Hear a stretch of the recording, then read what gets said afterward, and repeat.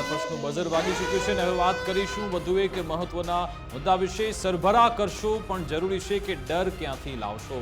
અમદાવાદમાં જાણે લુખ્ખા તત્વો, અસામાજિક તત્વો બેફામ બનેલા છે. તેઓ સમજે છે કે આ વિસ્તાર આખો જે અડ્ડો છે એ આપણો છે ને આપણે મન ફાવે તેમ વર્તીશું. ગઈકાલે પણ અમદાવાદમાં કંઈક આવું જ થયું હતું. હજુ તો 2 દિવસ પહેલા જ ક્રાઇમ કોન્ફરન્સ કરવામાં આવી હતી અને તેમાં દાવો ઠોકવામાં આવ્યો હતો કે સૌથી સુરક્ષિત શહેર છે એ અમદાવાદ. અને આ એ જ અમદાવાદમાં દાવો કર્યાના 48 કલાકમાં 2 એવા દ્રશ્યો સામે આવ્યા જેના કારણે પોલીસની કામગીરી પર શું આવા અસામાજિક તત્વોમાં પોલીસનો ડર છે કે કેમ એ સવાલ અહીંયા ઉપસ્થિત થયો. પહેલો વિડીયો તમે જોયો છે કે જે સરદારનગર વિસ્તારનો વિડીયો હતો કે જે સરા જાહેર એક યુવક છે પોલીસને પડકાર ફેંકી રહ્યો છે. અને બીજા વિડીયો છે, પહેલા આપણે સીસીટીવી ફૂલ સ્ક્રીનમાં જોઈશું. આ સીસીટીવી નથી પરંતુ કેટલાક રહીશોએ ત્યાં પોતાના મોબાઈલ કેમેરામાં એ વિડીયો કેદ કર્યા હતા. કેવી રીતે અમદાવાદનો વિસ્તાર આ લુખ્ખા તત્વો બાનમાં લે છે. 15 થી 20 લોકોનું આ ટોળું છે ને તમે જોઈ રહ્યા છો જે પણ રસ્તામાં આવે છે એને લોકો ધારિયાથી, ચપ્પુથી, તલવાર વડે, લાકડી વડે મારે છે. કેટલાક લોકોને ઊભા રાખીને લાફા મારે છે, કેટલાક લોકોના ગાડીના કાચ તોડી નાખે છે, કેટલાક લોકોએ ત્યાં બાઇક પાર્ક કરી છે, બાઇક પણ તોડી નાખે છે અને હલ્લાહો કરીને ત્યાંથી ફરાર થઈ જાય છે. આ લુખ્ખા તત્વો શું આ અમદાવાદ શહેર છે કે પછી આ યુપી કે બિહારનું શહેર છે એ સવાલ થાય. કારણ કે બિહાર અને યુપીમાં તમે સાંભળ્યું છે કે ભાઈ તમે સાંજે 7 વાગ્યા બાદ ત્યાંથી બહાર ન નીકળી શકો. શું અમદાવાદ પણ એ તરફ વળી રહ્યું છે? કારણ કે સ્થિતિ તો એવી જ લાગી રહી છે. ઘણા બધા લોકો એવા હતા કે હોલિકા દહન માટે બહાર નીકળ્યા હતા, કેટલાક લોકો રંગ લેવા માટે બહાર નીકળ્યા હતા, કેટલાક લોકો પોતાના પરિવાર સાથે હતા. તેમને ક્યાં ખબર હતી કે તેમનો ભેટો આ અસામાજિક તત્વો સાથે થશે?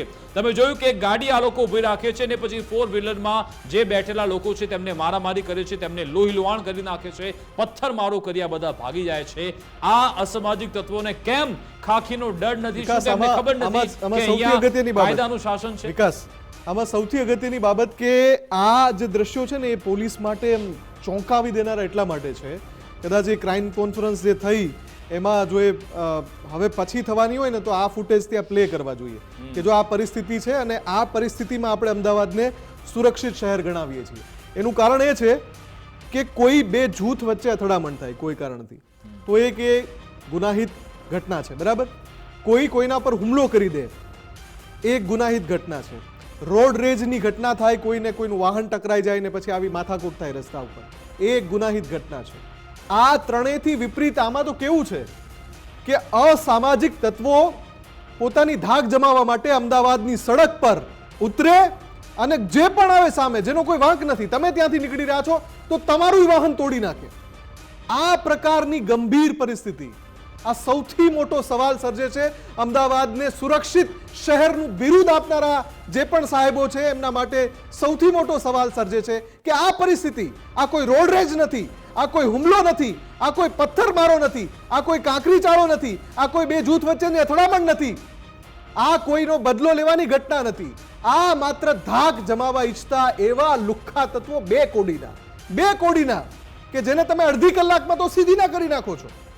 સીધા દોર કરવામાં તમારી એક્સપર્ટાઇઝ છે, એમાં કોઈ ના નથી, પણ તમે ડર ક્યાંથી લાવશો? જે જરૂરી છે કે અમદાવાદ જેવા મેગા સિટી પર રસ્તા પર ઉતરીને એક નાગરિક આમ છાતી તાણીને નીકળી શકે કે હું સુરક્ષિત છું, એવું થઈ શકે, એવી પરિસ્થિતિ પેદા થાય, એવું તમે ક્યારે કરી શકશો? એ સૌથી મોટો સવાલ છે.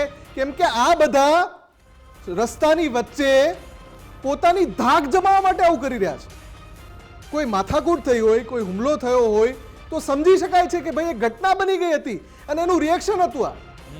આ તો આવી રીતે નીકળીને ગમે એને મારવાના, ગમે એના વાહન તોડી નાખવાના, ગમે એની સાથે માથાકૂટ કરવાની, એટલે શું ભાઈ?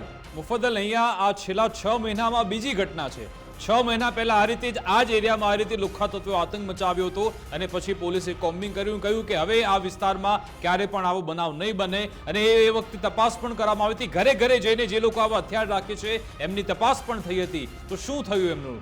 શું એ લોકોની સામે કોઈ કાર્યવાહી થઈ? આ લોકો જોડે આટલી મોટી માત્રામાં તલવાર, હથિયાર, હોકી, પાઇપ ને બધું જ છે, છતાં પણ સરેઆમ ફરી રહ્યા છે. તો શું પેટ્રોલિંગ થાય છે? ખરા, તહેવારોના સમયમાં તો પેટ્રોલિંગ ઓર વધારી દેવામાં આવે છે. તો શું પેટ્રોલિંગ કરનાર ત્યાંથી બધા સૂઈ ગયા હતા? એક સવાલ છે. શું પ્રતિક્રિયા પોલીસ તરફથી આપવામાં આવી એ પણ સાંભળી જતા હતા, તેમના ઉપર હુમલો થયો હતો. એમની કાયદેસરની અમે ફરિયાદ લીધી અને એમની રાયોટિંગ અને જૂના આઈપીસીની 307 મુજબની ફરિયાદ લઈ અને કાયદેસરનો ગુનો પણ દાખલ કરેલો છે. અને ગુનો દાખલ કરીને અત્યાર સુધીમાં ટોટલ 13 આરોપી અને એક જુવેનાઇલ એમ કુલ 14 જણાને અત્યારે રાઉન્ડ અપ કરી અને આગળની કાયદેસરની કાર્યવાહી ચાલુમાં છે.